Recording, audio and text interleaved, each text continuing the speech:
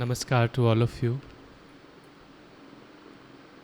So, we are continuing a series on Synthesis of Yoga, a book written by Sri Aurobindo. And today we are going to talk about the fifth chapter, which is the synthesis of the systems. The previous four chapters, although complete in their own way, have been a background to this fifth chapter also. In those chapters, we have talked about the various systems of yoga and their strengths and weaknesses, whether it is Raj Yoga, Bhakti Yoga, Karma Yoga, Hatha Yoga. And then we have also talked about the need for a synthesis.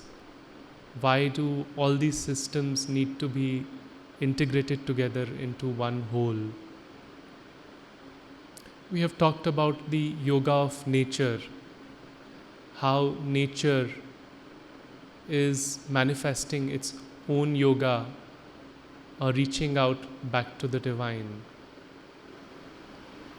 And in this chapter, it culminates into Sri Aurobindo enlightening us with what really is synthesis of all these systems. So he gives us an overview into the process of integral yoga and synthesis of systems. So what really is synthesis? What does it mean to have a synthesis of systems? If we reflect on it for a while, some of the common thoughts one may have is that synthesis is a combination of different systems of yoga. For example, one may start one's day with Hatha Yoga and then follow it up with Bhakti Yoga, and then one goes about doing actions through the day in form of Karma Yoga,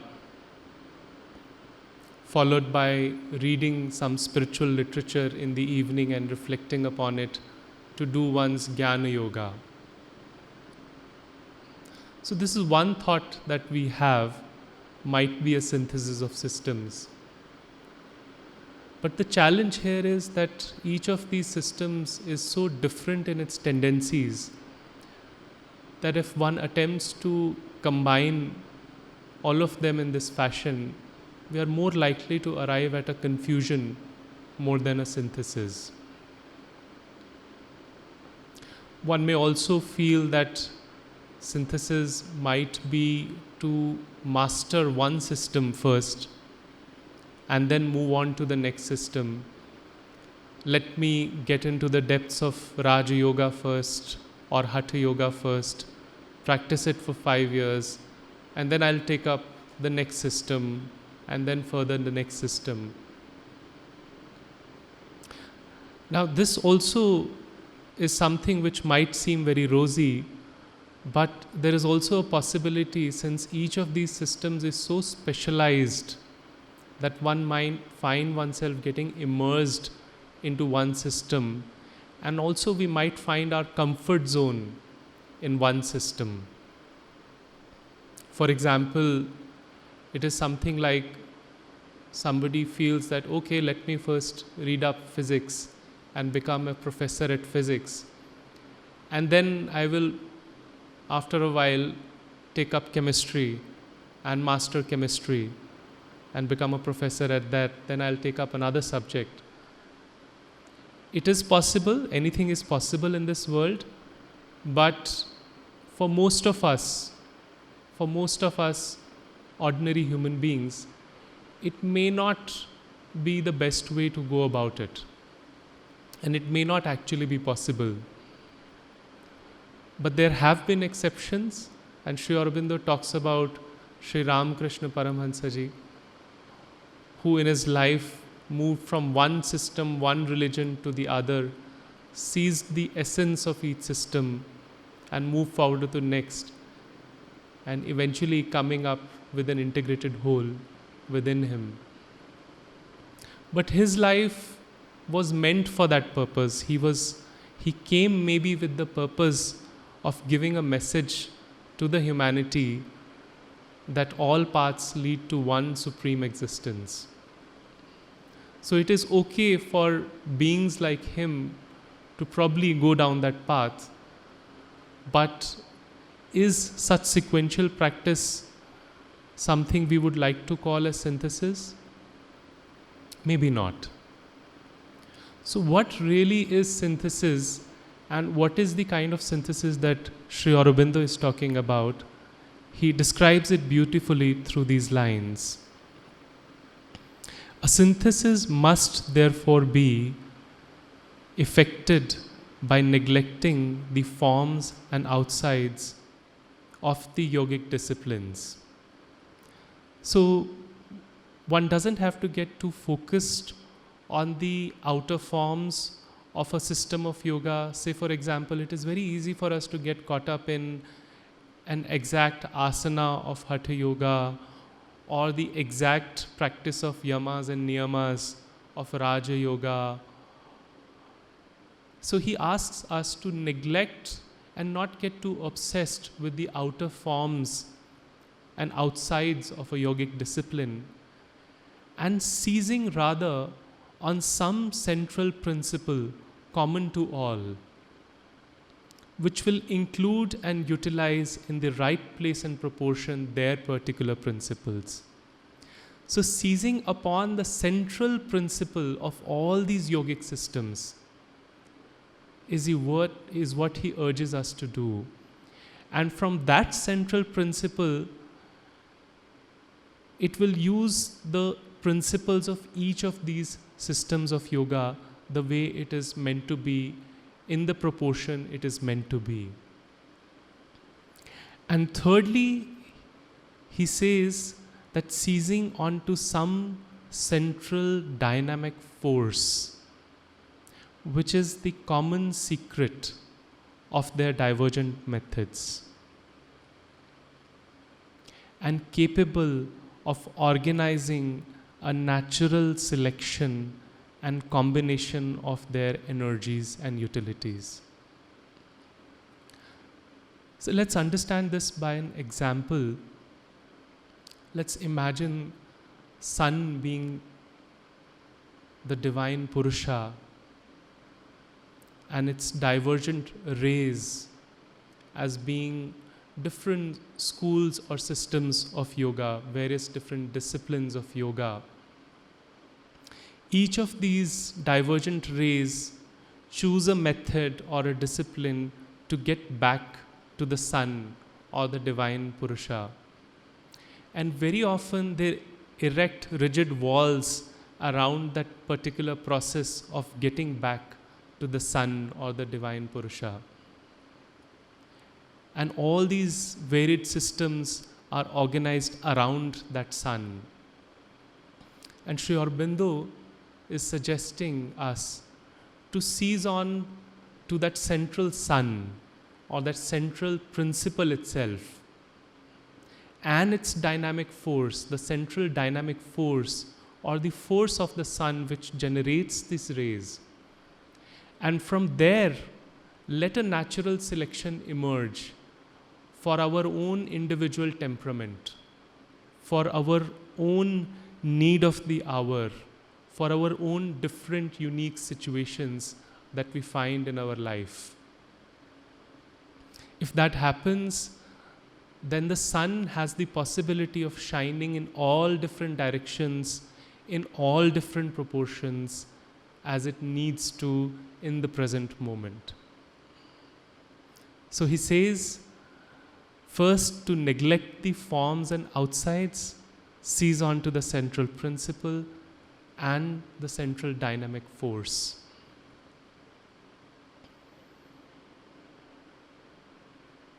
And what is this central principle and the central dynamic force? The central principle is the divine Purusha, or the conscious being, or the awareness within us. And the central dynamic force is the Shakti or the Prakriti. If we look at the Purusha and the Prakriti, and if we look at most of the schools that we have discussed, schools of yoga that we have discussed till now, for them it is all about getting back to knowing the self, knowing that conscious soul, that awareness, that self within all of us. And in fact, the Prakriti is also to a degree seen as an illusion which sort of prevents us from getting back to that sun or that awareness. But there have been schools of yoga in the Indian culture which have made the Divine Mother or the Shakti or the Prakriti as the center of its worship or the focus of its worship. And one of those systems has been Tantra, where the Divine Mother or the Prakriti is seen as the force of all attainment. So if as a beginner on the path of yoga, one puts a Vedantic text which is talking about knowing thyself as the first priority, and a Tantric text which is talking about what is the point of getting away from life. One has to confront life, one has to master, perfect, and seek liberation through life. If a beginner puts both of them together in front of them, they might experience a sense of polarity in between these two texts. But here again, Sri Aurobindo comes forward and gives us an integral conception to the two. And he writes, "But in the integral conception, the conscious soul is the Lord. The nature soul is his executive energy." So, awareness, self is the Lord. It is the chooser. And the nature soul is its executive energy. So they are one. They are not two separate polarities. Purusha or the conscious soul is of the nature of Sat. So it is the truth, the being of conscious self-existence. So it's existential, it's passive in a way, pure and infinite. Shakti or Prakriti is of the nature of Chit. So it is the nature of consciousness or of vibration or energy. It is the power of the Purusha's self-conscious existence. So it is the power housed within it, pure and infinite.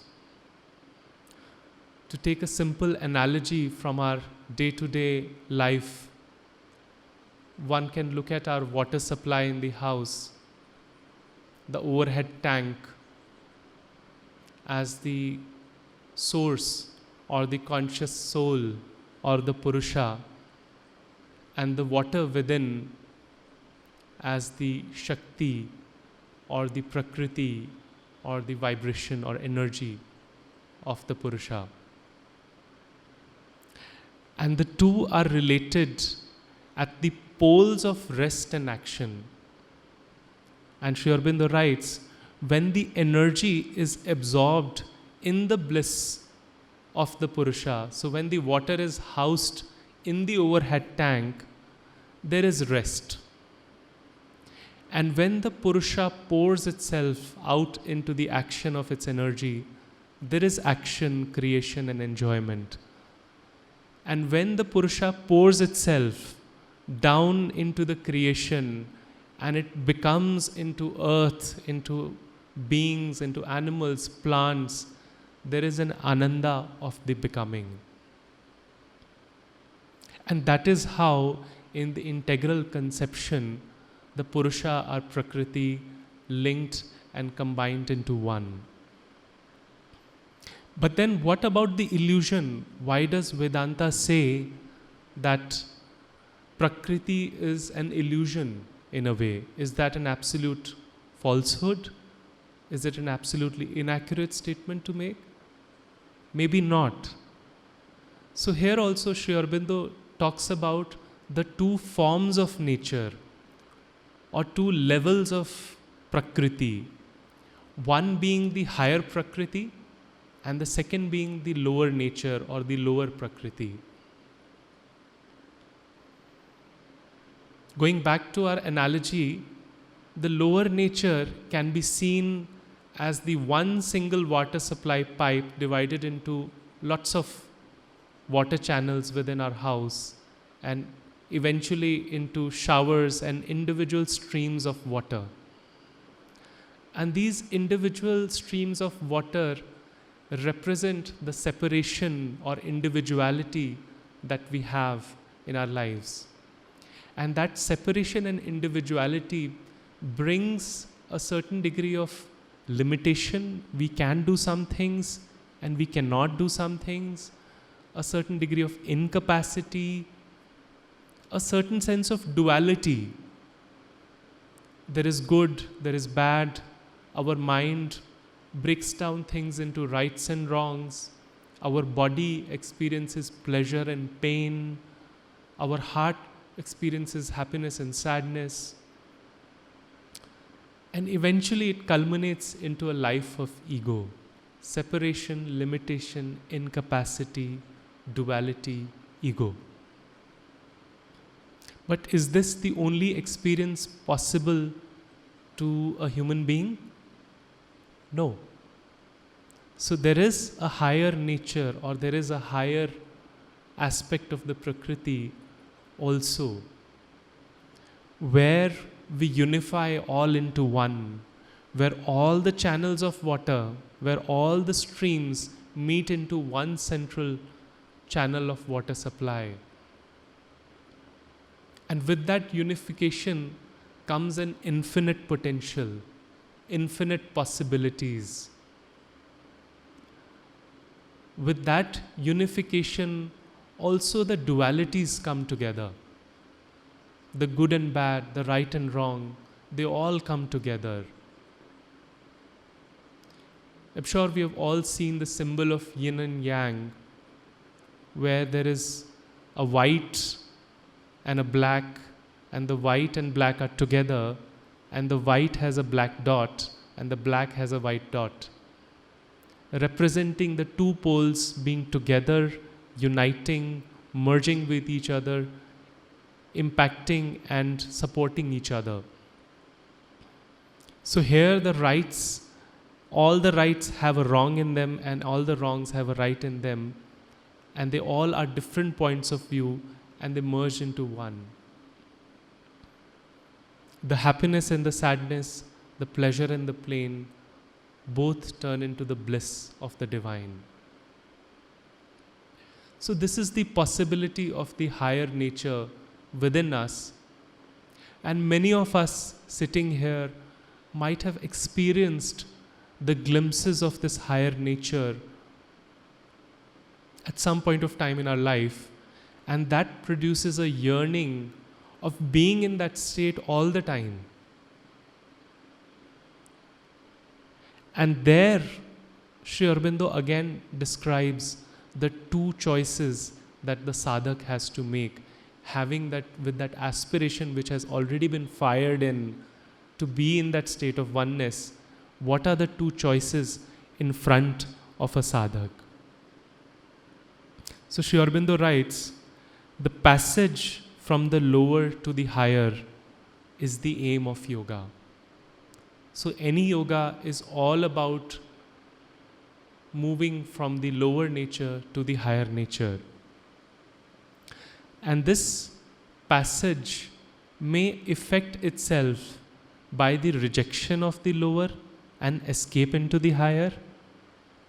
So there can be a form of yoga where we choose to reject this lower nature, that this is all an illusion and I need to move up into the mukti and the liberation So a rejection as escape is one choice, the ordinary viewpoint, or the other choice is by the transformation of the lower and its elevation to the higher nature.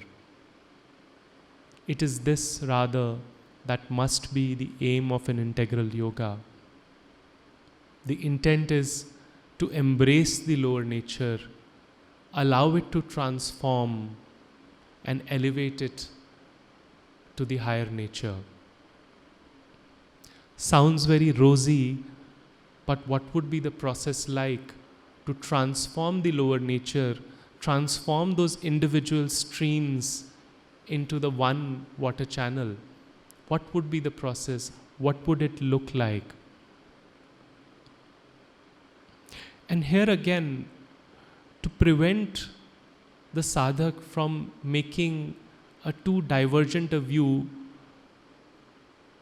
he says that even though each of these systems which choose to escape and reject and move into the higher nature, they are using one of the aspects of lower nature and mastering or perfecting that in order to move into the higher nature. For example, Hatha Yoga chooses the mastery and perfection of the physical. Raja Yoga chooses the mastery of the mental being and the vital being. But here again, Sri Aurobindo says that apart from these systems of yoga that have been conceived, he draws our attention back again to yoga of nature. How the nature is doing yoga. The nature comes down and creates inert matter, and then from inert matter creates dynamic beings moving from cells to plants to animals to further evolution of mind and human beings. Is the yoga of nature happening in a way that nature says, okay, for the first 10,000 years I will act just on the physical, next 10,000 years I'll act only on the vital and then on the mental? Maybe no. The nature is acting in an integral fashion. It is working on the mind and the body. The yoga of nature is happening at every aspect of our being all together. And hence, Sri Aurobindo says that in an integral yoga also, there has to be an integral action of every aspect of our being evolving at the same time. So there has to be a transformation of the lower being, and that transformation process doesn't have to happen through one of the aspects of our lower being. It has to use every aspect naturally together. And he describes this as the yoga that we seek must also be an integral action of nature. And the whole difference between the yogin and the natural man will be this, that the yogin seeks to substitute in himself for the integral action of the lower nature working in and by the ego and division. So substitute in a natural man. So the nature is doing yoga through anybody who, whether he is conscious or not, yoga is happening through us. But in the natural man, it is happening through the ego and by the division. And he asks us to substitute that division and ego with the integral action of higher nature, working in by God and unity. So substituting ego and choosing to act out of a space of God and unity is what he urges us to do. Not choose a separate system, but just act out of the God and unity. A similarity in the first message, which was seizing onto the central principle and dynamic force. And here he's asking us to do what you have to do. Your work doesn't change. The work remains the same. What changes is from where we are acting. Again, easier said than done.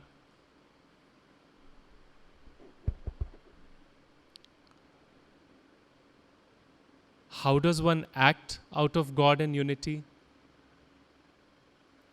And here, to be able to act out of God and unity, he says that first step is to acknowledge that divine presence and that divine dynamic force in action within all of us. So the step one always has to be to have that contact, to have that capacity, that degree of peace within us, in order to feel that divine presence within us, that divine dynamic action within us, that higher nature within us. And then to be able to surrender every aspect of our being, various aspects, whether it's the mental or the vital or the physical or our senses, all of them to that divine presence and that divine Shakti within us. So, in a way, it is a process of progressive surrender.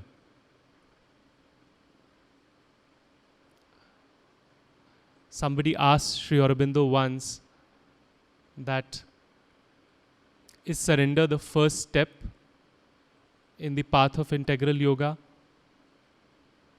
He said, yes, it is the first step and it is also the last step. So it is a process of progressive surrender of the being. It is not just the last step, it is not just the first step, it is a progressive surrender of every aspect of our being to the divine. And what does it take for this progressive surrender to happen within us? The first thing he talks about is faith. There can be no surrender without faith. And if we look at ourselves in our daily lives, we all have faith in something or the other.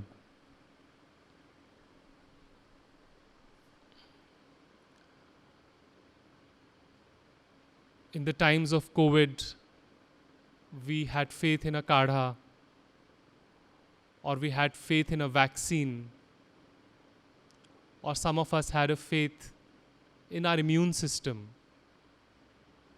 And some of us had faith in that divine presence within us, in that Shakti within all of us.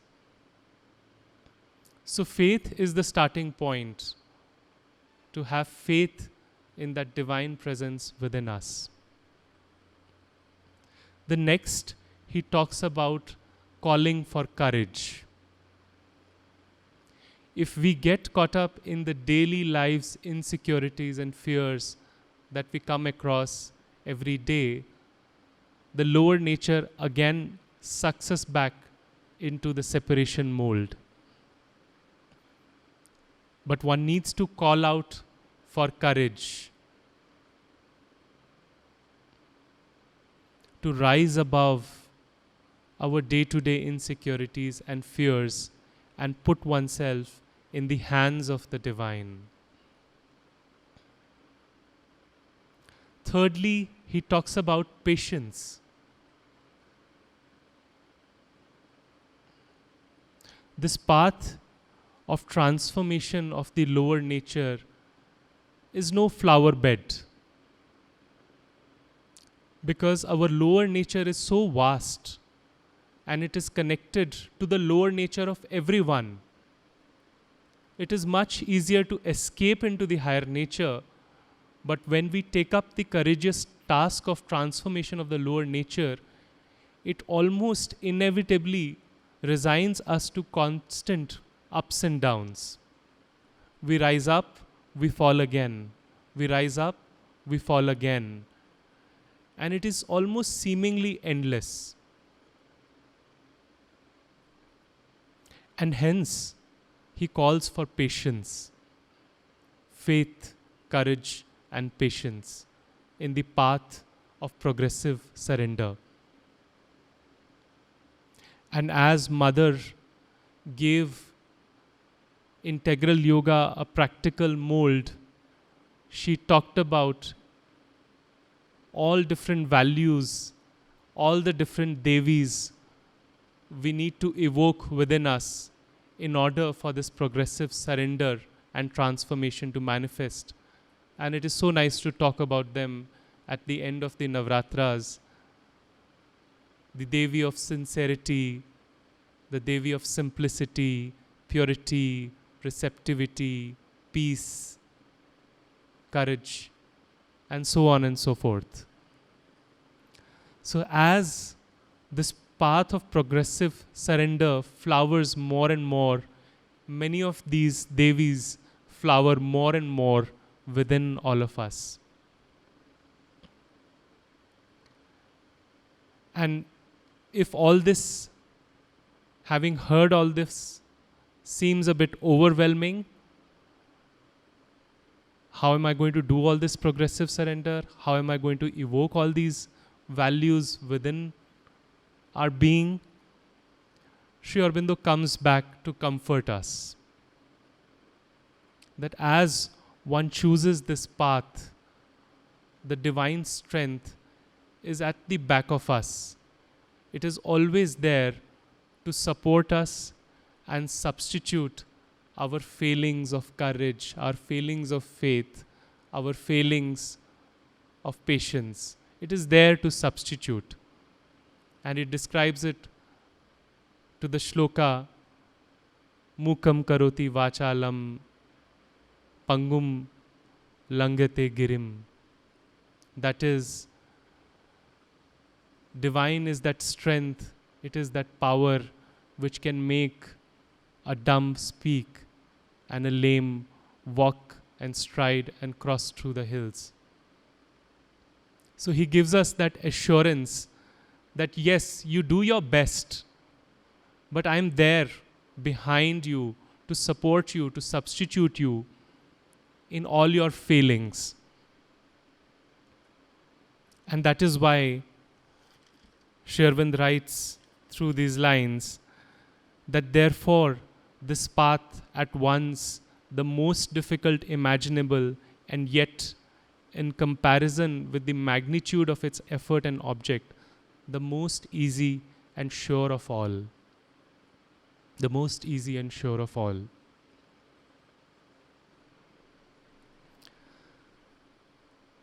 A very key point here when we talk about the progressive surrender and doing our best and being aware of the fact that the divine is there to substitute for any weakness that we have.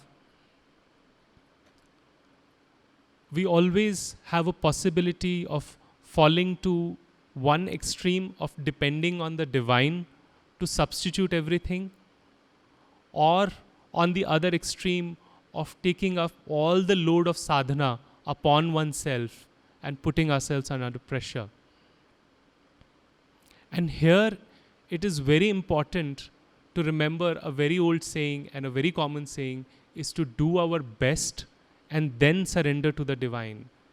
If we do not do our best and we surrender to the divine will substitute for our weaknesses for a while, but what would happen is our dependency quotient goes up, and in process our capacities of the mind and body start shrinking.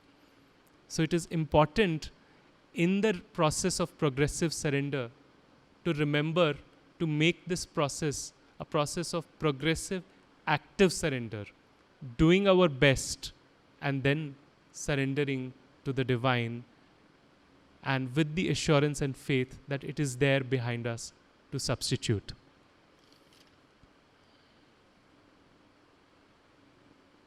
So to summarize, there is no fixed system in integral yoga.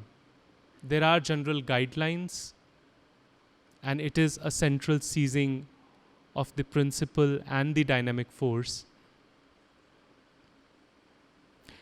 It does not reject our lower nature, it accepts it in whatever form it is and transforms it into a clear image of the divine. Thirdly, it doesn't run away from experience, it does not reject experience. It uses every experience of our daily life as the substance of transformation of our lower nature and manifestation and receiving the higher nature. May that experience be the most difficult, may that experience be the most painful, may that experience be the more grievous. And we can see it through the life of Sri Aurobindo. Before he came to Pondicherry, he was convicted and framed in a case of violence and was in jail for exactly 1 year before he was acquitted and freed. And many a times when I personally in my life find myself in moments of pain, I love to read his description of his experience in the jail. And if any one of you finds oneself in grief and pain, it's just beautiful to read that, and you will get a beautiful perspective on life. A man of his character found oneself framed in a small, stubby room with no light and with a plate and a bowl, the great bowl he describes, which was used for multiple purposes, whether it was taking bath or whether it is receiving food, whether it is receiving water or receiving his feces or his urine in the same bowl. And how beautifully he describes his gratitude towards that bowl, which became the biggest substance for him for his sadhana, because it allowed him to rise above the repulsion. It allowed him to see the divine in everything.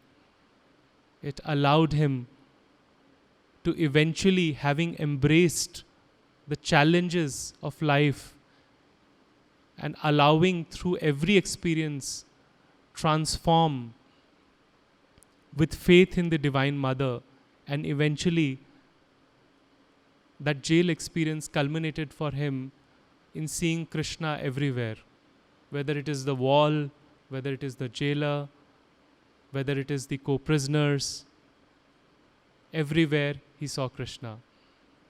So he embraced every experience and allowed it to manifest the higher nature within the lower. And that is how he describes, he says, when we start recognizing in ourselves with opened eyes the method of God and world, his purpose of light in the obscure. So in the haziness, in all obscurity, in the path of yoga, one starts to see the light of the might in the weak and fallen, the power in the weakest and the fallen, and of delight in what is grievous and miserable. So one starts to see the bliss even in the most grievous and the miserable moment. That is what is the transformation of our experience in integral yoga. So as integral is the process of yoga, as integral is the outcome of this yoga. It is not just a purification in the sense of meeting the divine in its transcendent form. It is an integral purification of every aspect of our being. Our mind, physical, vital, everything purifies through the process. It is not just a liberation or a mukti in the sense that one finds the passage from the lower to the higher, and one finds the identification with the transcendent divine which is beyond this universe. But he describes this liberation as sadharmya mukti. And that is the beauty of Sanskrit words. If one just feels the word sadharmya mukti, it means it is not just a liberation beyond, it is a liberation in our dharma, in our action.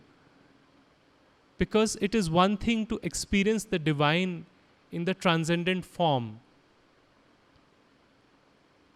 But when one comes back very often into the lower nature, into our limitations, those fragments of lower nature come back, those imperfections come back to us.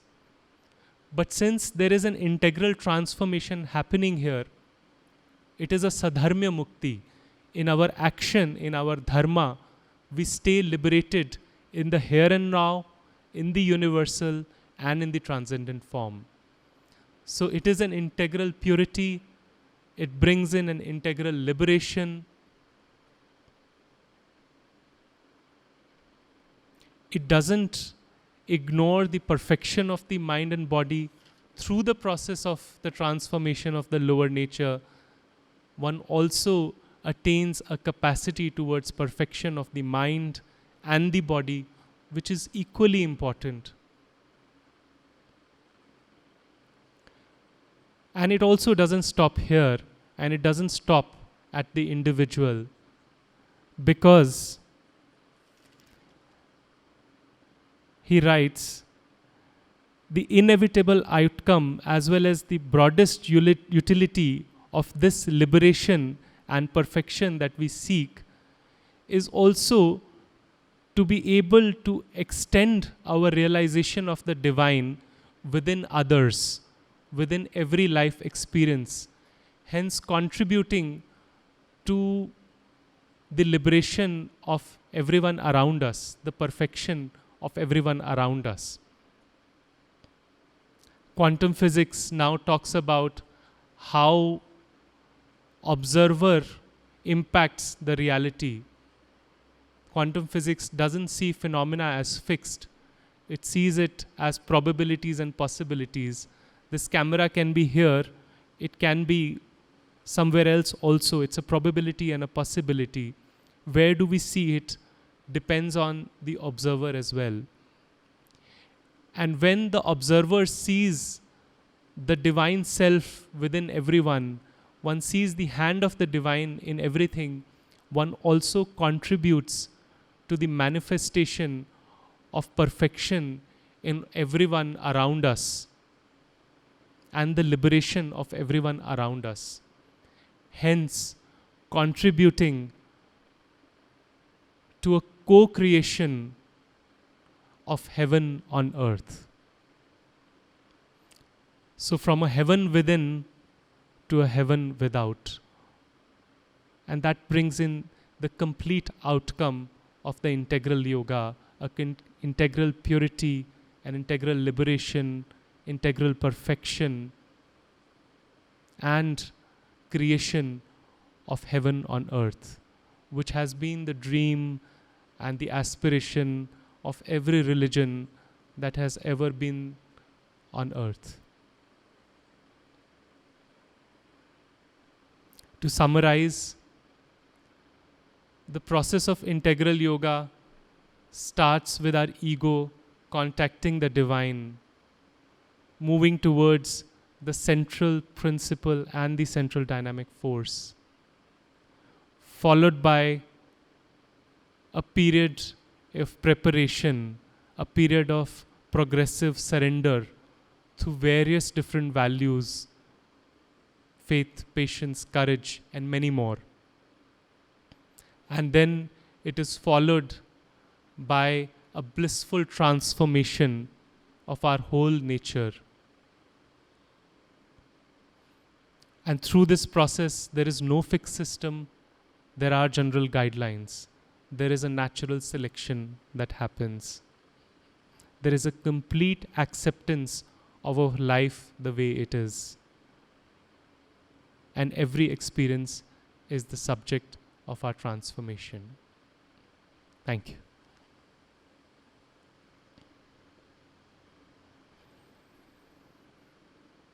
I call upon Dr. Bijlani for a few words to enrich this very important topic, because we all come here and we need to understand integral yoga the way it is. So please, sir, come and enlighten us. Thank you, Mankul, for giving this beautiful summary of this key chapter in the synthesis of yoga.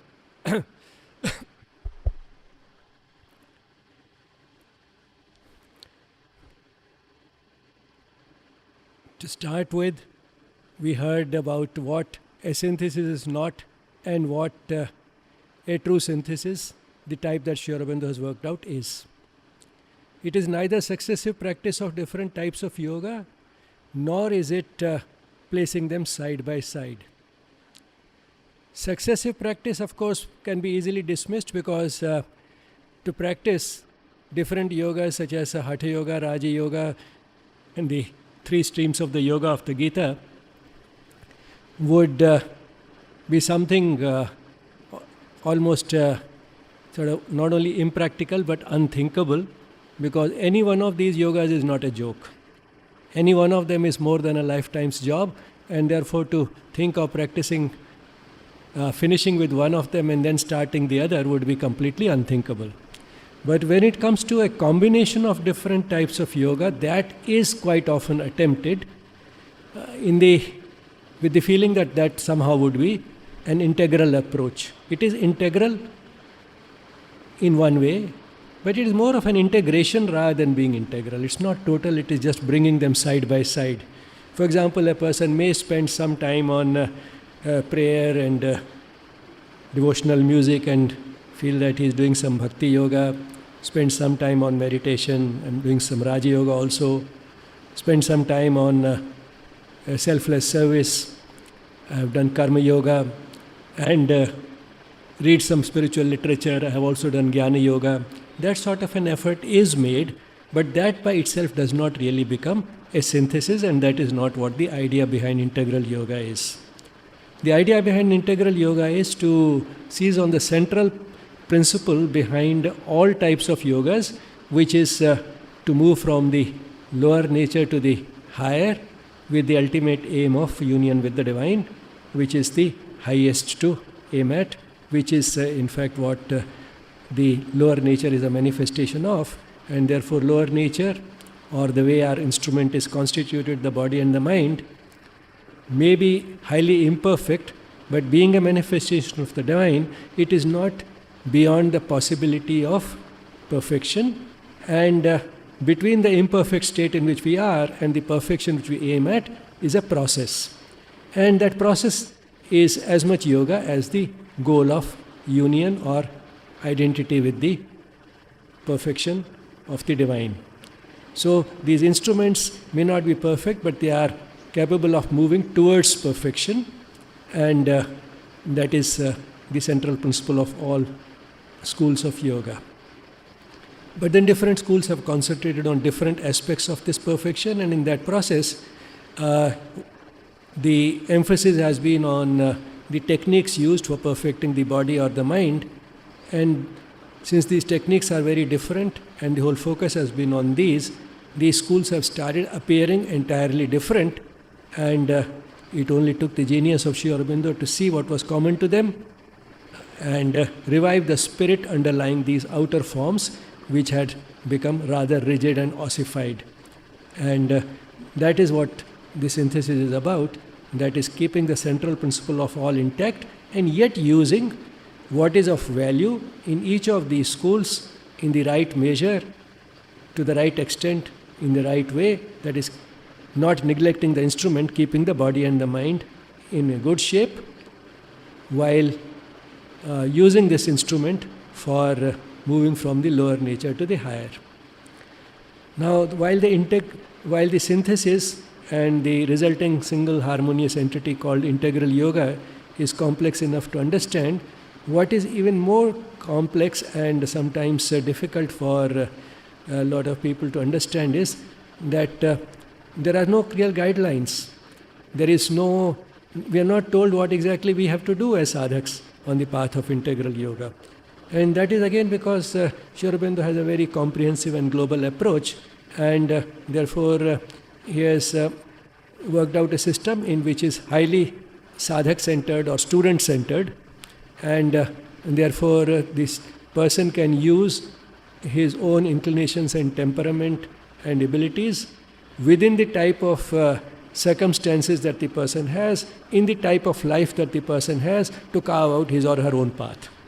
Now this freedom looks very attractive, and one doesn't have to renounce physical life, one has to can continue with the work that the person is doing and yet practice yoga, and that looks very tempting, but at the same time the person doesn't really understand what is it that I have to do.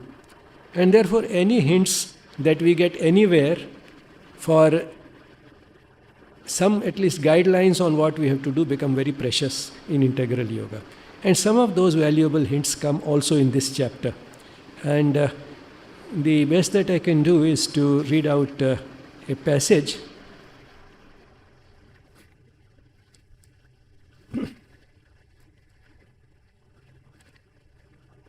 It's on page 42 in my edition of the book, which is a little older edition, the SABCL edition. The divine power in us uses all life as the means of this integral yoga. So it is all life that is being used as the means. All life is the vehicle for the practice of integral yoga. All life is the opportunity for the practice of integral yoga, and that is what Sri Aurobindo meant in an earlier chapter when he said, all life is yoga. The divine power in us uses all life as the means of this integral yoga. Every experience and outer contact with our world environment, however trifling or however disastrous, is used for the work. So, every experience and outer contact, that is the experience which we have while doing some work, the people whom we come in contact with in our everyday relationships, at the workplace, at home, or even in casual relationships. For example, you go for shopping and you have a contact with the shopkeeper. Even that is a contact. So all those are also opportunities. Every experience and outer contact with our world environment, however trifling, however minor or little it may seem, like say our contact with a stranger who asks us for the directions to go somewhere, or any minor type of an interaction, however trifling or however disastrous. On the other hand, there can be also calamities, tragedies and disastrous events in life. So, while ordinary work, ordinary experiences, ordinary contacts, very minor events are useful as opportunities, so are disastrous events. They are all used for the work. Work, that is work of transformation, work of picking up everything that is in our nature to move towards the higher. Apart from all these things which are outside us, which become useful as material for or vehicles for the practice of yoga, every inner experience, even to the most repellent suffering or the most humiliating fall, become a step on the path to perfection. So not only everything outside us, but everything that is going on within us, all inner experiences, including those which may be repellent, which lead to suffering or humiliation, all of them are steps on the path to perfection. And we recognize in ourselves with opened eyes the method of God in the world, His purpose of light in the obscure, of might in the weak and fallen, of delight in what is grievous and miserable. We recognize in ourselves with opened eyes the method of God in the world. We start seeing a method to the apparent disorder and chaos that we find in the world. We start seeing a method in it. And His purpose of light in the obscure, why He has hidden His light, the all-knowing light, within what appears dark and obscure, the might of the weak and fallen, why He has hidden His strength, His great might which can do everything, why has He hidden it behind the apparent weakness and of delight in what is grievous and miserable. Why has he hidden his delight in sorrow and suffering? So all that starts making sense to us because all that has a purpose in taking us towards our evolution, to the evolution of the soul, for moving from the lower nature to the higher nature. So let me read this out again. The divine power in us uses all life as the means of this integral yoga. Every experience and outer contact with our world environment, however trifling or however disastrous, is used for the work, and every inner experience, even to the most repellent suffering or the most humiliating fall, becomes a step on the path to perfection. And we recognize in ourselves with opened eyes the method of God in the world, His purpose of light in the obscure, of might in the weak and fallen, of delight in what is grievous and miserable. And of course, another hint that comes is about using the ego to enter into contact with the divine, which means that the beginning is with the much maligned ego. I want to contact the divine, I want to give a new direction to my life. And then following that is the laborious preparation of the whole lower nature, which means the sadhana is basically comes to trying to manifest a little more of the divinity in our everyday experiences, in our everyday life, and that is a laborious work, and all that is only preparation of the lower nature so that it can receive and become the higher nature. Both are important. As we work on this lower nature so that it starts manifesting more of the divinity, it becomes more and more of what higher nature should be like. And at the same time, it also becomes capable of receiving that higher nature and the eventual transformation. And finally comes the eventual transformation of the lower into the higher, so that it becomes natural and habitual for the instruments, that is the body and the mind, to work entirely in light of the soul, entirely in light of the divinity within us. And while all this process, these three steps are going on, in the use of the ego to contact the divine, the laborious work of sadhana, trying to manifest a little more of our divinity in our everyday contacts and work and experience, and the transformation. While all this is going on, what is going on and what is most effective behind this is the divine grace.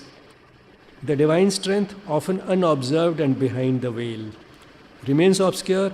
We don't observe it, but without that much would not happen. Often unobserved and behind the veil, substitutes itself for our weakness and supports us through all our failings of faith, courage, and patience. So, while we may be engaged in this laborious process of trying to manifest more of our divinity, trying to transform, it is all basically a matter of faith, which may sometimes slacken. It requires a lot of courage, which may sometimes fall, and it may be patience, which may run out of. But then it is the divine grace that helps us through all our failings of faith, courage, and patience. And if I may say those three words, which again sum up quite a lot of what all this sadhana is about, from that little booklet, The Mother: faith, sincerity, and surrender. So basically, these three remain, and another three, again from the same book: aspiration, rejection, and surrender. So these are some of the places where we get some hints of what actually a sadhak on the path of integral yoga should be doing. Not clear-cut, not in cookbook fashion, do this, do that, and don't do this, don't do that, because that is not in the spirit of integral yoga. And yet, fairly adequate if we keep these hints in mind. And whatever and wherever we get these hints, they become very valuable, because nothing very clear-cut, cut and dry has been provided anywhere. So that's why I thought maybe I'll focus a little on that once more to emphasize the few hints that are available, particularly in this chapter, in this synthesis of yoga.